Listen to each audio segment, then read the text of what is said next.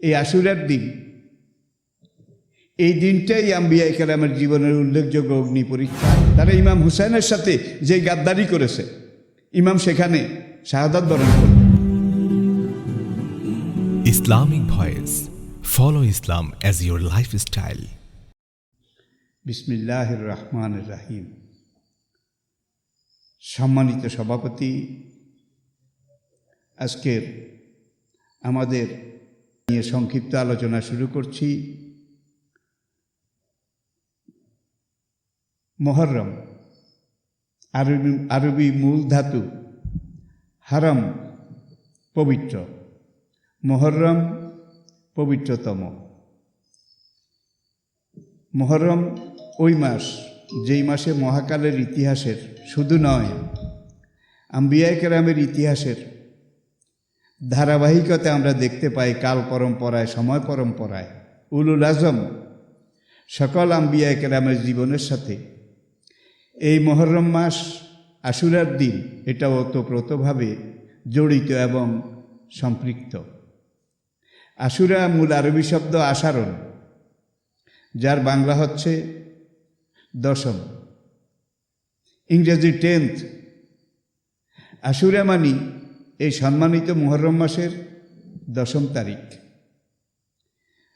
আমি আগেই বলেছি, মহাকালের এই ইতিহাসে আম্বিয়া কেরামের আগমনের ধারাবাহিকতায় এই আশুরার দিন, এই দিনটাই আম্বিয়া কেরামের জীবনের উল্লেখযোগ্য অগ্নি পরীক্ষা।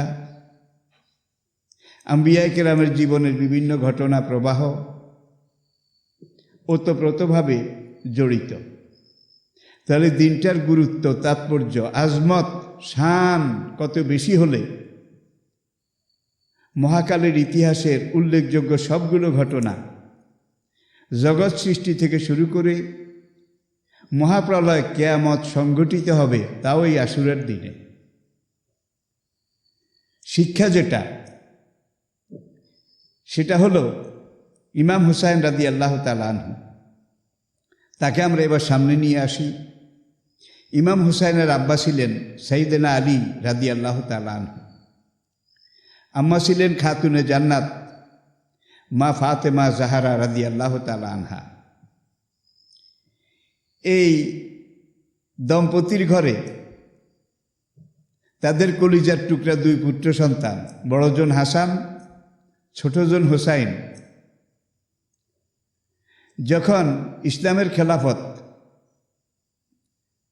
খোলাফায়ে রাশিদিনের হাত থেকে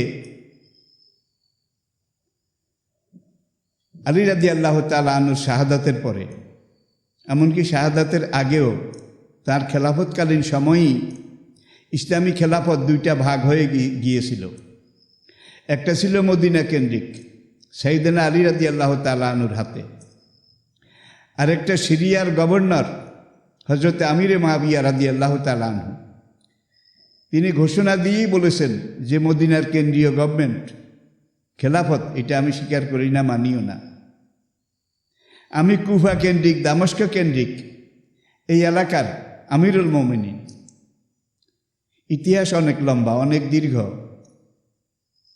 মুআবিয়া রাদিয়াল্লাহু তাআলা আনহু পর্যন্ত ইসলামের ইতিহাস, ঐতিহ্য অনেকটা লালিত, অনেকটা পালিত, অনেকটা, আমি প্রত্যেকটা কথার মধ্যে অনেকটা বলছি, এতে আপনারা বুঝতে পারেন বিয়োগ হচ্ছে, বিয়োজন হচ্ছে। সাইয়েদনা মুআবিয়া রাদিয়াল্লাহু তাআলা আনহু তার ইন্তেকালের পরে ইয়াজিদ যখন ক্ষমতায় আসলো, কিতাবুল ইলমের ওই হাদিসটা আমি আপনাদেরকে স্মরণ করাই দিচ্ছি। হযরত আবু হুরায়রা রাদিয়াল্লাহু তাআলা আনহু থেকে হাদিসটা, আল্লাহুম্মা ইন্নী আউযু বিকা মিন ইমারাতিস সিবিয়ান। অল্প বয়স্ক বালক, অর্বাচীন, তাদের রাজত্ব থেকে, তাদের ইমারত থেকে আল্লাহ, আমি তোমার কাছে পানা চাই। এই হাদিসটা আমাদের জন্য আজকের আলোচনার গাইডলাইন। ইমাম হাসান রাদিয়াল্লাহু তাআলা আনহুকে ঘটনার শুরুতেই দুনিয়া থেকে সরিয়ে দেওয়া হয়েছিল। এখানেও শিখুন্ডি, বাতিল, স্বৈরাচারী তদানীন্তন ইয়াজিদ গভর্নমেন্ট তারা বড় ইমাম, যিনি তখন আমিরুল মোমিনিন ছিলেন, যদিও মদিনা কেন্দ্রিক ছিলেন, আমি আগেই বলেছি খেলাফত দুই ভাগ হয়ে গিয়েছিল, তাকে বিষ প্রয়োগে শহীদ করে দেয়া হয়েছিল। শহীদ করার পরে যেই 20 কন্যা মাইমুনা, তাকে কুফা থেকে ট্রেনিং দিয়ে, প্রশিক্ষণ দিয়ে, ট্রেন্ড আপ করে মদিনায় পাঠানো হয়েছিল ইমামকে বিষ দেওয়ার জন্যে। এই মাইমুনাই ইমামের স্ত্রী, জীবন সঙ্গিনী জায়দা তার অজান্তে, অজ্ঞাতে ইমামের পান পাত্রের মধ্যে হলাহল বিষ এটা মিশিয়ে দিয়েছিল। বিষ মিশিয়ে দিয়ে তাকে আবার কুফায় ফিরিয়ে নেওয়ার জন্যে সিপাহী ঘোড়া রেডি ছিল। সে ঘোড়ার পিঠে ওঠার আগে ইমামের ঘর থেকে বের হচ্ছে আর বলছে, বিষ দিয়েছে কে? জায়দা। স্বামী হত্যা করেছে কে? জায়দা। সে জায়দা জায়দা করতে করতে কুফার দিকে তাকে নিয়ে যাওয়া হয়েছে। আবার এমন একটা নেটওয়ার্ক তৈরি করে রাখা হয়েছিল কুফা কেন্দ্রিক, পুরা মুসলিম দুনিয়া কেন্দ্রিক। যখনই তোমরা শুনবে ইমাম হাসান তিনি ইন্তেকাল করেছেন, কুফা থেকে বলবে জায়দা বিষ দিয়েছে, সিরিয়া থেকে বলবে জায়দা বিষ দিয়েছে, এখান থেকে বলবে জায়দা, ওখান থেকে জায়দা, এই ঘর থেকে জায়দা, ওই ঘর থেকে জায়দা, পূব থেকে জায়দা, পশ্চিম থেকে জায়দা। কথায় বলে 10 চক্রে ভগবান ভূত। আজকে আমরা দুনিয়াতে দেখি আসলে যারা শিখণ্ডী তাদের কর্মধারা এবং কার্যক্রম নিষ্ঠার উপরে এইভাবেই হয়ে থাকে। প্রিয় ভাইরা, তাহলে জায়দা বিষ দেননি।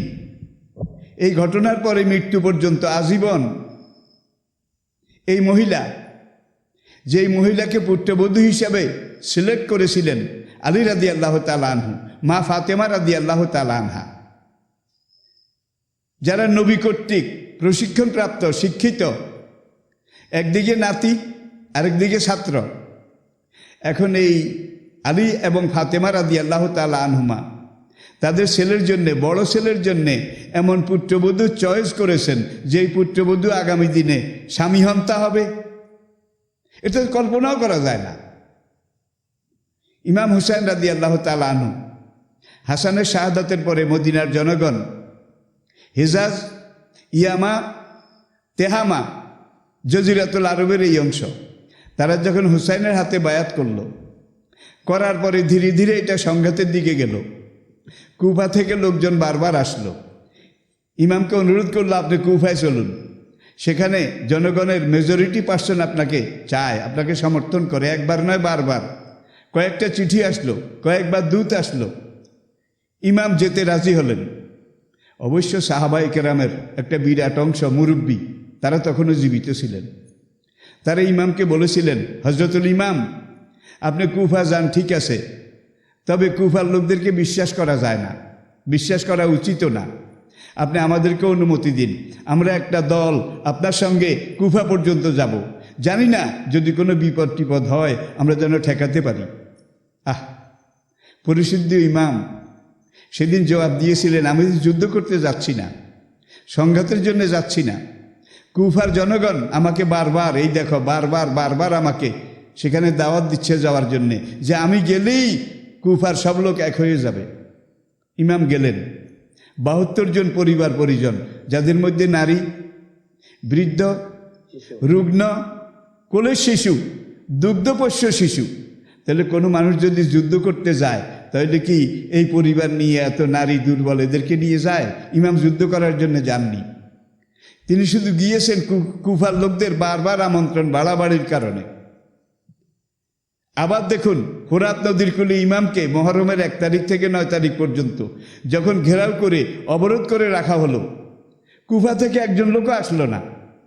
যারা বারবার দাওয়াত দিয়েছে, চিঠি লিখেছে, অনুরোধ করেছে, তাদের উপর একটা মানবিক দায়িত্ব ছিল, তারা কেউ সেই দায়িত্ব পালন করেননি। যার জন্য অধিকাংশ ঐতিহাসিক একটা কথা লিখে, যেটা প্রবাদ, আহলুল কুফি লা ইউফি, কুফার লোক আসলেই গাদ্দার। তারা ইমাম হুসাইনের সাথে যে গাদ্দারি করেছে, ইমাম সেখানে শাহাদাত বরণ করলেন। শেষ অংশে যেই কথাটা বলে আমি শেষ করছি, ইমাম হোসেন রাদিয়াল্লাহু তাআলা আনহু তিনি অপক্ষ ছিলেন না, অর্বাসীন ছিলেন না। তার উস্তাদ খোদ রাসূল পাক সাল্লাল্লাহু আলাইহি ওয়াসাল্লাম, তার উস্তাদ সাইয়্যিদনা আলী রাদিয়াল্লাহু তাআলা আনহু, তার উস্তাদ তার গর্ভধারিণী মা আম্মাজান ফাতেমা রাদিয়াল্লাহু তাআলা আনহা। তাহলে এই পরিমণ্ডলে যে ইমাম ভ্রাতৃদ্বয় তালিম তাআল্লুম শিক্ষা দীক্ষা এগুলো লাভ করেছেন, সেই শিক্ষা দীক্ষাটা পরিপূর্ণ ছিল, পারফেক্ট ছিল। ইমামের এলেমের মধ্যে কোনো রকমের ঘাটতি ছিল না, কমতিও ছিল না। তিনি পরিপূর্ণ একজন এলেমদার সমজদার ব্যক্তি ছিলেন। তিনি অর্বাচীন নয়, পরিপক্ক ছিলেন। তিনি অবশ্যই বুঝেছিলেন যে ফোরাত নদীর পাড়ে এখানে গিয়ে আমি যখন ঘেরাও হয়ে গেলাম, আমাকে যখন আর যেতেই দিচ্ছে না, এখানে আরেকটা কথা বলে রাখা দরকার। সেই ফোরাত নদীর তীরে ইমামকে ঘেরাও করেছিল ইয়াজিদের যে সেনা কমান্ডার, তার নাম ছিল আবদুল্লাহ ইবনে জিয়াদ, আবদুল্লাহ ইবনে জিয়াদ ইবনে সুমাইয়া, রিপিট, আবদুল্লাহ ইয়াজিদের সেনা কমান্ডার। আর তার উপ সহকারী ছিল শিমর জিল জায়েশ, যেই পাষণ্ড নবীজির কল্লাধর থেকে ইমাম হুসাইনের কল্লাধর থেকে আলাদা করেছিল। ইতিহাস আপনারা জানেন, আমি ইতিহাস আলোচনা করছি না। প্রিয় ভাইরা, আবু সুফিয়ানের জাহিলি যুগে ইসলাম গ্রহণের আগে দুইজন বিবি ছিল। একজন বৈধ বিবাহিতা যার নাম হিন্দা, যাকে আপনারা চিনেন। উহুদের যুদ্ধে সাইয়েদনা হামজা রাদিয়াল্লাহু তাআলা আনহুর নাক কান কেটে যেই মহিলা মালা বানিয়ে গলায় পড়েছিল, যেই দুর্দর্শ মহিলা হামজা রাদিয়াল্লাহু তাআলা আনহুর বুক চিরে কলিজা গুর্দা কাঁচা চিবিয়ে খেয়েছিল, সে হিন্দার গর্বে আবু সুফিয়ানের বড় ছেলে মুআবিয়া রাদিয়াল্লাহু তাআলা আনহু, আরেকজন আবু সুফিয়ানের অবৈধ অবিবাহিত আরেকজন উপপত্নী ছিল, যার নাম ছিল সুমাইয়া। কোনো কোনো বর্ণনায় বলছে সুমাইয়া বান্দি ছিল, আর কোনো কোনো বর্ণনায় বান্দিও আসিল না, আবু সুফিয়ানের রক্ষিতা ছিল। মাফ করবেন, আমি আবু সুফিয়ানের জাহিলি জীবনের কথা বলছি। এই রক্ষিতা উপপত্নী সুমাইয়ার গর্ভে আবু সুফিয়ানের আরেকজন সন্তান জন্মগ্রহণ করেছিল, যার নাম ছিল জিয়াদ। এই জিয়াদের ছেলে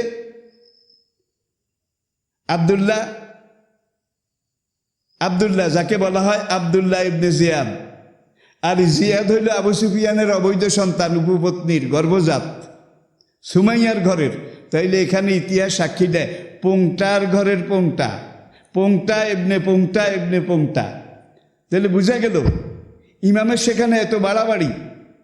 ইমামের কল্লা কেটে বর্ষায় গেথে ইয়াজিদের সামনে যখন নিয়ে গিয়েছিল কিছু নগদ নারায়ণ লাভ করার জন্যে, ইয়াজিদ কিন্তু সেদিন এত পাষণ্ড হওয়ার পরেও খুশি হয়নি, বরং শিমরকে এবং আবদুল্লাহ ইবনে জিয়াদকে ইয়াজিদ অনেক বকুনি দিয়েছিল। বকুনির ভাষাটা দেখুন, তাফসিরে ইবনে জারির থেকে, তারিখে ইবনে জারির থেকে আমি বলছি। তখন ইয়াজিদ বলেছিল, ইয়ে লেউন্ডি কা বাচ্চা বহু জিয়াদতি কর ডালা, এই বান্দির বাচ্চা অনেক বেশি বাড়াবাড়ি করে ফেলেছে। দেখুন আসল কথাটা বের হয়ে এসেছে, ইয়ে লেউন্ডি কা বাচ্চা। এই যে আবদুল্লাহ ইবনে জিয়াদ, সে বান্দির ঘরের বাচ্চা, সে অনেক বেশি বাড়াবাড়ি করে ফেলেছে। আমি তো বলেছিলাম হোসেনকে যদি মদিনায় ফেরত পাঠাতে না পারো, তাহলে সপরিবারে সসম্মানে গ্রেপ্তার করে আমার সামনে নিয়ে আসো। হোসেন কিন্তু বারবার বলেছিলেন যে আমাকে হয় মদিনায় ফিরে যেতে দাও, অথবা অবরোধ তুলে নাও, আমি যেদিকে ইচ্ছা সেদিকে চলে যাই, অথবা আমাকে ইয়াজিদের সাথে সাক্ষাৎ করতে অনুমতি দাও। একটাও দেওয়া হয়নি। আর ইয়াজিদ সেদিন বলেছিল, ইয়ে লেউন্ডিকা বাচ্চা, এই বান্দির বাচ্চা বহু জিয়াদতি কর ডালা। তাইলে ইয়াজিদের এই কথনভঙ্গির মধ্যে আমরা দেখতে পারি সুমাইয়া। আবার এটাও ঠিক, তদানীন্তন আরবে 2-4 জন বড় রাজনীতিবিদ ছিলেন তদানীন্তন আরবে সাহাবায়ে কেরামের জামানায়। একজন মুআবিয়া রাদিয়াল্লাহু তাআলা আনহু, আরেকজন আমর ইবনুল আস রাদিয়াল্লাহু তাআলা আনহু, আরেকজন এই জিয়াদ ইবনে সুমাইয়া আরেকজন হযরত মাগিরা ইবনে শুবা রাদিয়াল্লাহু তাআলা আনহু। ঐতিহাসিকগণ এই চারজনকে সিয়াসতদান, সেই যুগের শ্রেষ্ঠ পলিটিশিয়ান হিসাবে বিম্বিত করেছে, চিহ্নিত করেছে এবং স্বীকৃতি দিয়েছে। আসুন, ইমাম কি সেদিন বোঝেননি? 10,000 সশস্ত্র দুর্ধর্ষ সুদক্ষ ট্রেন্ড আপ ইয়াজিদ বাহিনীর সামনে আমার পরিবারের 72 জন লোক, তার মধ্যে মোকাবিলা করার মতো 20 জনও নাই, তার কম যারা যুদ্ধে মোকাবিলা করতে পারে। ইমাম নিশ্চয়ই বুঝেছিলেন এখানে অসময়ে যুদ্ধে আমি যদি নেমে যাই তাহলে আমার ধ্বংস অনিবার্য, আমার নাম নিশানা থাকবে না, আমি নিশ্চিহ্ন হয়ে যাব। ইমাম এটা বুঝেছিলেন। এই জন্যই বুঝেছিলেন ইমাম অপক্ষ ছিলেন না, অর্বাচীনও ছিলেন না। নানা নবীজি, বাবা আলী, মা ফাতেমা তাদের ইমামের ওস্তাদ ছিলেন।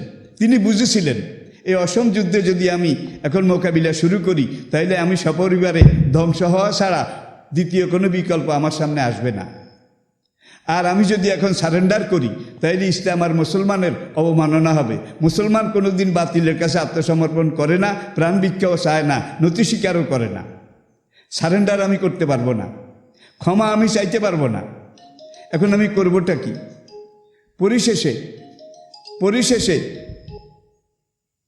হযরতুল ইমাম রাদিয়াল্লাহু তাআলা আনহু তিনি সিদ্ধান্ত নিলেন, জানি সপরিবারে আমি এখানে এখন যদি মোকাবিলা যুদ্ধে নামি শেষ হয়ে যাব, বিলীন হয়ে যাব, নিশ্চিহ্ন হয়ে যাব, নিস্তেনাবুদ হয়ে যাব। তারপরেও ইমাম সিদ্ধান্ত নিলেন যদি নিস্তেনাবুদ হয়ে যায়, সপরিবারে ধ্বংস হয়ে যায়, তাহলে অন্তত কিয়ামত পর্যন্ত আমার নানাজির খুন রাঙ্গা, দাঁত ভাঙ্গা, আমার নানাজির রক্তে রাঙ্গা, আমার নানাজির মাথার খুলি ভাঙ্গা এই ইসলামের আদর্শ ঐতিহ্য, ইসলামী খেলাফত, ইসলামের বাইতুল মাল ব্যবস্থা, যেগুলোর উপর আজকে ইয়াজিদের স্বৈরাচারী হস্তক্ষেপ চলছে, সবগুলো বিকৃত করে ফেলা হচ্ছে।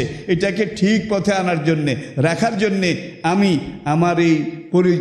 আমার এই কোনো রকমের প্রস্তুতি না থাকা সত্ত্বেও বাতিলের বিরোধিতা করা, অন্যায়ের প্রতিবাদ করা, এটা আমার ইমানের দাবি। এই জন্য ইমাম সেদিন মোকাবিলার সিদ্ধান্ত নিয়েছিলেন। কিন্তু ইমাম বুঝেছিলেন এই মোকাবিলায় কোনোদিন জেতা যাবে না, শেষ হয়ে যেতে হবে, নিশ্চিহ্ন হয়ে যেতে হবে। তাহলেও একটা ট্রেন 100 মাইল গতিতে আসতেছে। এখন একজন লোক চিন্তা করে এই 100 মাইল গতির ট্রেন, এটা সামনে দাঁড়িয়ে আমরা এই 12 জন মিলে 10 জন মিলে এটাকে হাজারো চেষ্টা করলেও থামাতে পারবো না, রোখাতেও পারবো না।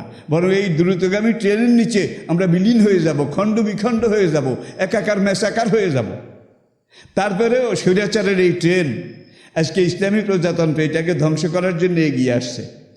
হোসেন সিদ্ধান্ত নিলেন রাদিয়াল্লাহু তাআলা আনহু যে আমার এখন এই ট্রেন, স্বৈরাচারের এই রাজতন্ত্রের ট্রেন, এটাকে বাধা দেওয়া, এটাকে রুখে দেওয়া আমার উপরে ফরজ। জানি আমি রুখে দিতে পারবো না, কিন্তু রুখে দেওয়ার চেষ্টা করা আমার উপরে ফরজ। এই চেষ্টা করতে গিয়ে যদি আমার জীবন চলে যায়, সপরিবারে আমি ধ্বংস হয়ে যাই, কিয়ামত পর্যন্ত নানাজির উম্মতের কাছে একটা আদর্শ জাগ্রত থাকবে, কতলে হোসাইন আসল মে মর্গে ইয়াজিদ হায়, ইসলাম জিন্দা হোতা হায় আর কারবালা কি বাত। এটা ছিল আমাদের জন্যে আশুরার মূল শিক্ষা, মূল প্রেরণা, মূল জজবা, মূল স্পিড। প্রিয় ভাইয়েরা, ইমাম সেখানে সব অংশে পরিবার পরিজন হাতে গোনা কয়েকজন ছাড়া শেষ হয়ে গিয়েছিলেন। এবং ইমাম জানতেন আমি জিততে পারবো না, আমি শেষ হয়ে যাব। শেষ হয়েও যদি যাই আমার জীবন এটাকে বিলিয়ে দিয়ে স্বৈরাচার এটার মোকাবিলা করা আমার উপরে ফরজ।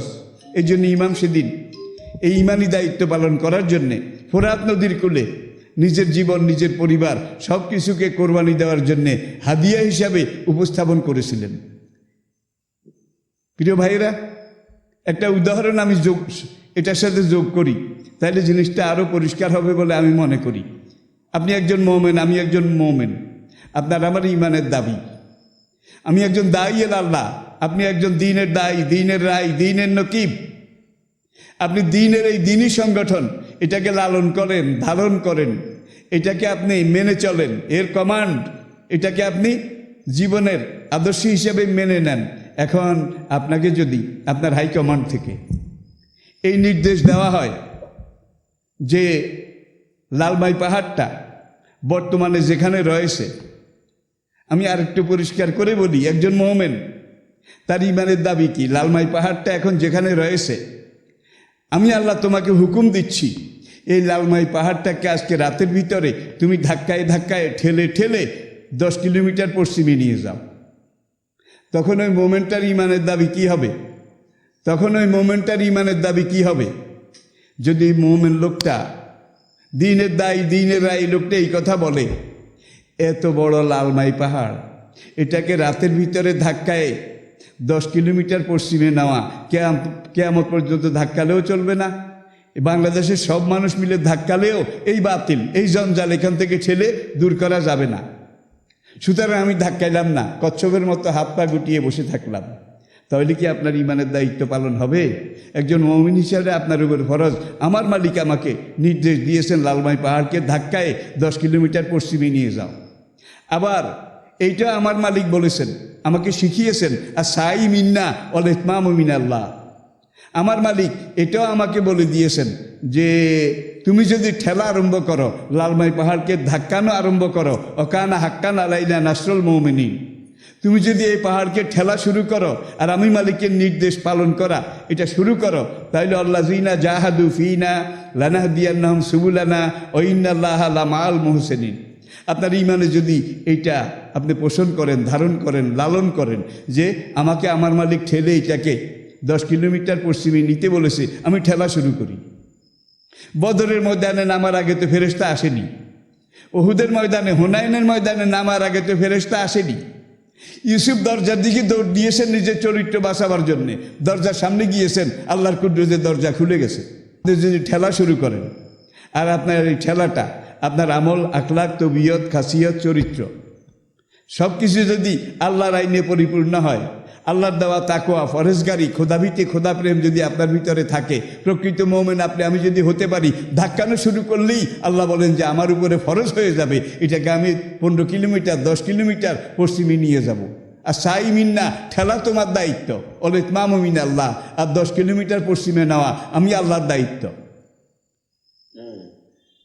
আপনি ঠেলা শুরু করেন, আপনি নিতে পারলেন না, হাসরের ময়দানে দাঁড়িয়ে বলবেন যে রব্বুল আলামিন তুমি আমাকে 10 কিলোমিটার লালমাই পাহাড়কে পশ্চিমে নিতে বলেছ, আমি ধাক্কাইতে ধাক্কাইতে মরণ পর্যন্ত ধাক্কাতে ধাক্কাতে মরে গেছি, এই দেখো আমার হাত লাল। আল্লাহ বলবেন তুমি বিনা হিসেবে জান্নাতে চলে যাও, তুমি আমি রব্বুল আলামিনের যে নির্দেশ এটাকে কার্যকর করেছ, বাস্তবায়ন করেছ, ইমানের পরীক্ষায় তুমি উত্তীর্ণ হয়েছ। আশুরার এটাই মূল শিক্ষা, আশুরার এটাই মূল স্পিড। আমি পারবো কি পারবো না সেটা বুঝি না, বাতিলের সামনে দাঁড়ানো, বাতিলের পাহাড় এটাকে ধাক্কানো, এটা আপনার আমাদের ইমানের দাবি একজন দায়ী আল্লাহ হিসেবে। যদি আমরা আমার এই দায়িত্ব পালন করি, তবে এই ধাক্কানোর আগে আমার নিজকে একটু পারফেক্ট হতে হবে। আমার চরিত্র, আমার আদর্শ, আমার ঐতিহ্য, আমার চলা বলা, আমার কথা, আমার সব কিছু আল্লাহর নির্দেশ রাসূলের তরিকা অনুযায়ী হতে হবে। আমাকে একজন পারফেক্ট মুসলমান হতে হবে। দেখুন, ইসলাম কায়েম হয়ে গেছে অর্ধেক পৃথিবীতে।